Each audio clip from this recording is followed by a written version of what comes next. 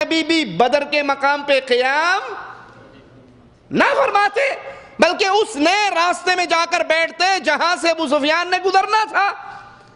اگر آپ کو علم غیب ہوتا تو آپ اس راستے پر آ کر کیوں بیٹھے جہاں عموماً شام سے آنے والے قافلے رکا کرتے تھے؟ بلکہ امام الانبیاء علیہ السلام کو خبر ہوتی کہ ابو سفیان کو جو ہی پتہ لگے گا ہمارے خروج کا وہ راستہ چینج کر لے گا اور آپ آ کر وہاں پر بیٹھتے۔ ابو سفیان نے مکہ کے سرداروں کی طرف آدمی دوڑایا، مکہ کے بڑے بڑے سب سردار نکلے سوائے ابو لہب کے، باقی سب سردار اپنے قافلے کو بچانے کے لیے اور ان کی مدد کے لیے روانہ ہوئے۔ راستے میں ہی کفار مکہ کو ابو سفیان کا یہ پیغام مل گیا کہ میں قافلہ بچا کر خیریت کے ساتھ مکہ میں داخل ہو گیا ہوں، تم سارے واپس آ جاؤ۔ مقصود تو تمہارا قافلے کو بچانا تھا، وہ روٹ چینج کر کے راستہ چینج کر کے میں بچا چکا ہوں، تم آگے نہ بڑھو، سارے واپس آ جاؤ۔ ابو سفیان یہ پیغام بھیجتا ہے، باقی سب واپسی کا ارادہ بھی کرتے ہیں، لیکن اس امت کا فرعون ابو جہل باقی لوگوں کے فیصلے پر غالب آتا ہے اور وہ آگے بڑھنے کا حکم دیتا ہے۔ تکبر کی وجہ سے ان کا یہ سفر جاری رہتا ہے اور وہ روکتا ہے کہ نہیں اب نکلے ہیں تو اس معاملے کو ختم کر کے واپس آئیں گے۔ وہ اپنا سفر جاری رکھتے ہیں اور بدر کے پہاڑیوں کے پیچھے ایک وسیع میدان کے اندر آ کر پڑاؤ ڈال دیتے ہیں۔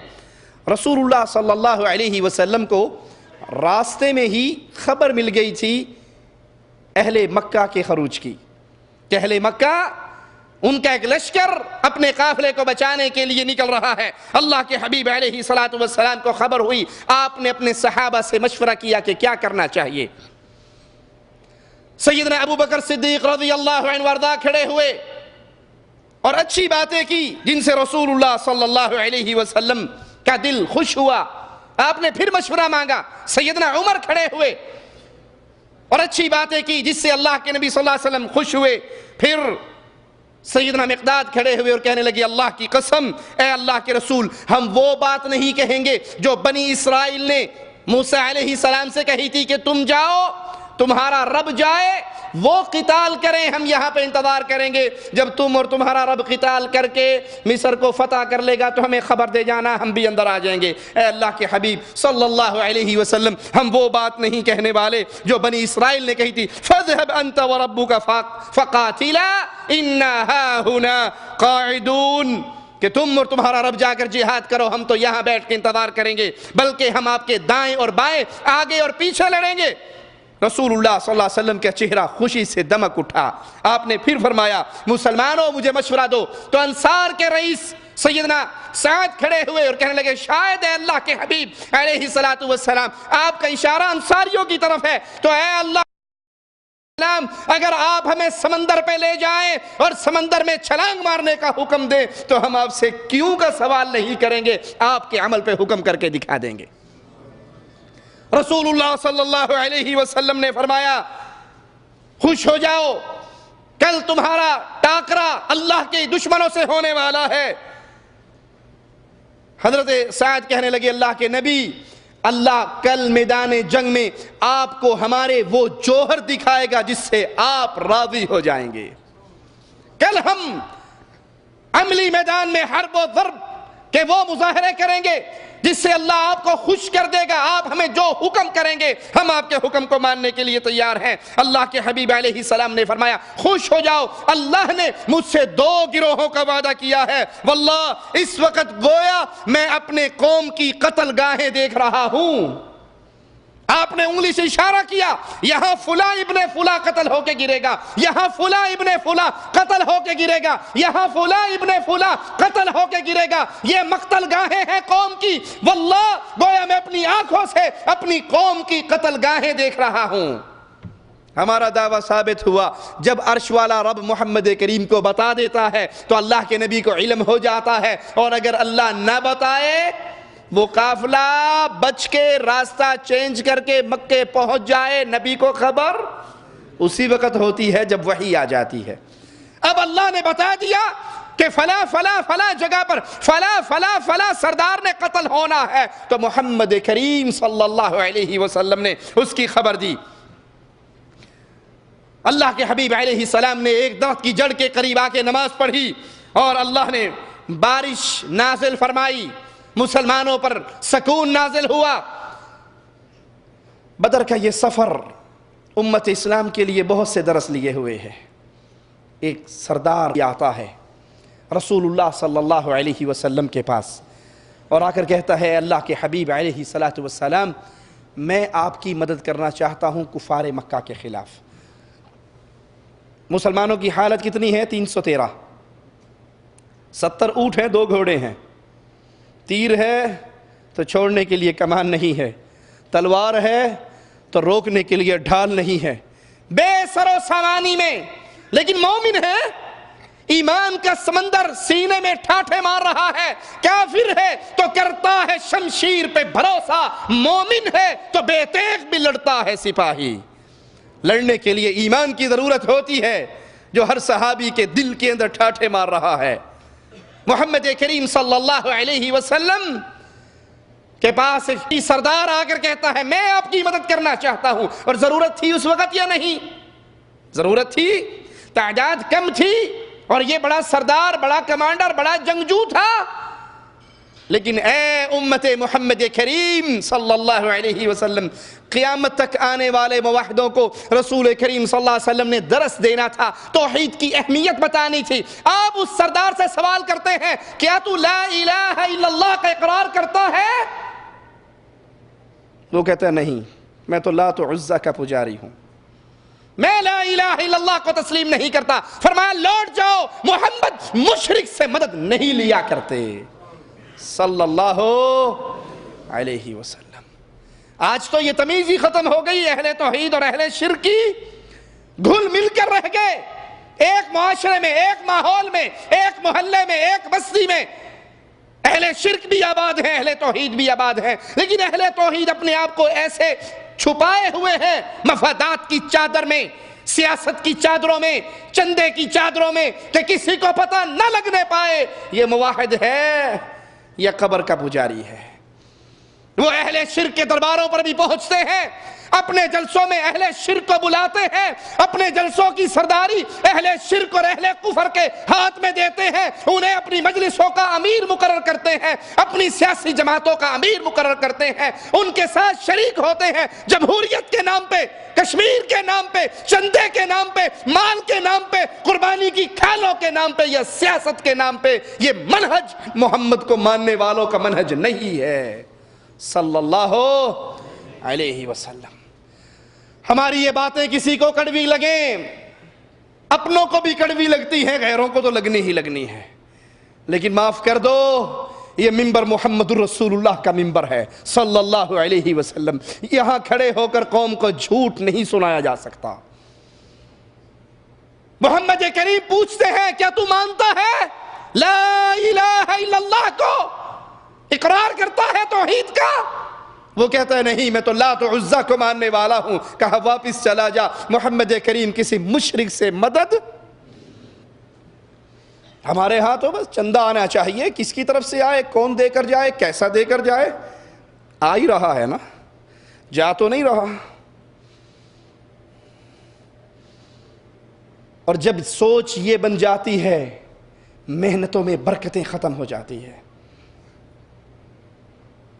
ہمارے شیخ، ہمارے استاد حافظ عبداللہ بہاولپوری رحمۃ اللہ علیہ، اللہ ان کی قبر کو جنت کا باغ بنائے، اللہ کروٹ کروٹ ان کو جنت عطا فرمائے، ہمیں ان کے لیے صدقہ جاریہ بنائے۔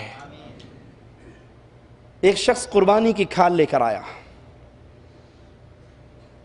عید کا موقع تھا، مسجد کے اندر کھالیں اکٹھی ہوتی تھی، وہ کھال رکھ کے جانے لگا تو حافظ صاحب نے اس کو بلایا، واپس ادھر آؤ، بات سنو، یہ کھال آپ لائے ہو؟ کہنے لگا جی میں لایا ہوں۔ کہا آپ کون ہیں، آپ کا عقیدہ کیا ہے؟ آپ یا علی مدد کہنے والے ہیں، یا رسول اللہ مدد کہنے والے ہیں، یا اللہ مدد کہنے؟ کہا جی پکا سنی ہوں، یا رسول اللہ مدد کا نعرہ مارتا ہوں۔ حافظ صاحب نے کہا بیٹا یہ کھال اٹھا لو، واپس لے جاؤ، یہاں پہ کھال نہ دو، تمہارا وہ سامنے مرکز ہے وہاں پہ کھال دے کے آؤ۔ اس نے کہا جی مولوی تو کھال کے پیچھے لڑتے ہیں، وہ تو چھینا جھپٹی کرتے ہیں، آپ عجیب مولوی ہو، میں مدرسے میں آپ کے کھال دے کے جا رہا ہوں اور آپ کہہ رہے ہو کھال واپس لے جا. پہلی مرتبہ یہ جملہ سنا ہے. کہا بیٹا میری نظر اس کھال پہ نہیں ہے، تیرے جسم کی کھال پہ ہے. یہ کھال تو اگر یہاں پہ دے کے گیا، میں تجھے یہ نہیں کہوں گا اللہ تجھے جزائے خیر دے، تیرے مال میں برکت دے، تیری قربانی کو قبول کرے، کیونکہ تو قبروں کا پجاری ہے، قبروں پہ سجدہ کرتا ہے، قبروں کا طواف کرتا ہے، غیر اللہ سے مدد مانگتا ہے، تیرے عقیدے میں شرک ہے. جس کے عقیدے میں شرک ہو اس کا کوئی عمل اللہ قبول نہیں کرتا. اس نے کہا مولوی صاحب پہلے مولوی ایسے دیکھے ہیں جو کھری کھری باتیں کر رہے ہیں، میرا عمل قبول ہو یا نہ ہو کھال میں نے یہیں پہ دے کے جانی ہے. حافظ صاحب نے کہا ٹھیک ہے اگر تو ضد کرتا ہے کھال یہیں پہ دینے کی تو بھائی یہ جمعہ آنے والا ہے، یہ جمعے کا خطبہ بھی میرے پیچھے پڑھ لینا. انہوں نے 1 یا 2 جمعے پڑھے، اللہ نے توحید کے لیے سینے کو روشن کر دیا. یہ اہل توحید کی غیرت ہے، یہ اہل توحید کا معیار ہے. اہل توحید کٹ جاتا ہے، مر جاتا ہے، کبھی بھی اللہ کی وحدانیت پہ حرف نہیں آنے دیتا، کبھی اہل شرک کی تعریفیں نہیں کرتا، کبھی اہل شرک کے پروگرام میں شامل ہو کے ان کی تعریفوں کے زمین و آسمان کے کلابے نہیں ملاتا، کبھی مفادات کی نظر ہو کر مفادات کے سامنے گردن کو نہیں جھکاتا، بلکہ ہر حال میں لا الہ الا اللہ کے آوازے کو بلند کرتا ہے. اللہ کے نبی درس دے رہے ہیں مجھے اور آپ کو.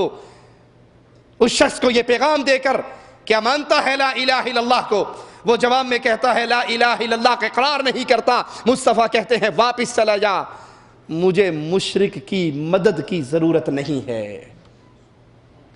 معاشرے کے اندر فرق پیدا کیجئے، معاشرے کے اندر پہچان کروائیں، یہ اہل توحید ہیں اور یہ اہل شرک ہیں. 17 رمضان 2 ہجری کی صبح دونوں فوجیں آمنے سامنے ہوتی ہیں. اللہ کے نبی صلی اللہ علیہ وسلم دعا کرتے ہیں اے اللہ یہ قریش غرور اور تکبر کے اندر آئے ہیں، یہ تجھے بھی جھٹلاتے ہیں، میری رسالت کو بھی جھٹلاتے ہیں، تیری بھی مخالفت کرتے ہیں، مجھے بھی جھٹلاتے ہیں. اے اللہ جس مدد کا تو نے مجھ سے وعدہ کیا ہے اس مدد کو آج اتار دے. کون کہہ رہا ہے؟ محمد الرسول اللہ صلی اللہ علیہ وسلم. کس کو کہہ رہے ہیں؟ اپنے رب کے سامنے. اے اللہ جس مدد کا تو نے وعدہ کیا ہے وہ مدد نازل فرما دے. جن بھائیوں کا عقیدہ ہے کہ رسول مختار کل ہوتے ہیں، جو چاہتے ہیں کر گزرتے ہیں، جو مختار کل ہو اس کو کسی سے مانگنے کی ضرورت، اور جو کسی کا در کا سوالی بنے وہ مختار کل. محمد کریم رب کے در کے سوالی ہیں، اللہ کے سامنے ہاتھ پھیلا رہے ہیں، ماتھے کو خاک میں رکھ رہے ہیں، سجدہ ریز ہو رہے ہیں، اپنے رب کو رو رو کے پکار رہے ہیں اللہ تو نے وعدہ کیا تھا مدد کا، آج موقع آیا ہے، اے اللہ اپنی مدد کا نزول فرما. اے اللہ یہ تھوڑے سے بندے ہیں، یہ تھوڑی سی پارٹی اور تھوڑی سی چھوٹی سی جماعت ہے، میں ان کو لے کر آیا ہوں. اللہ اگر آج یہ شہید ہو گئے پھر قیامت تک شاید تیری عبادت کرنے والا کوئی پیدا ہی نہ ہو سکے.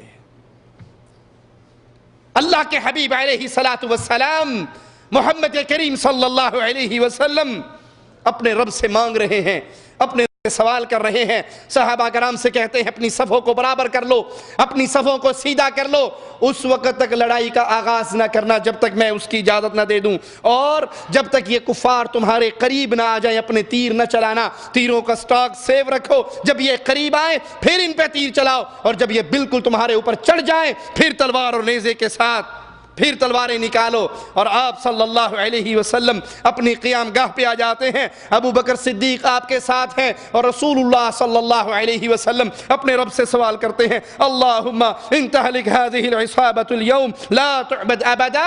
اللہ اگر یہ مواحد، یہ 13 سال کی محمد مصطفیٰ کی محنت، یہ 13 سال کی مکے کی کمائی، اللہ اگر آج یہ شہید ہو گئے تو پھر قیامت تک تیری عبادت کرنے والا کوئی پیدا نہ ہوگا. اللہ کے نبی رو رہے ہیں، سوال کر رہے ہیں، آپ کے چادر مبارک آپ کے کندھے سے گر جاتی ہے. صدیق اکبر رضی اللہ عنہ وارضا وہ کہتے ہیں اللہ کے نبی بس کیجئے، آپ نے جی بھر کر اپنے رب سے مانگ لیا ہے اور مجھے امید ہے اللہ نے آپ کی دعا کو قبول کر لیا ہے.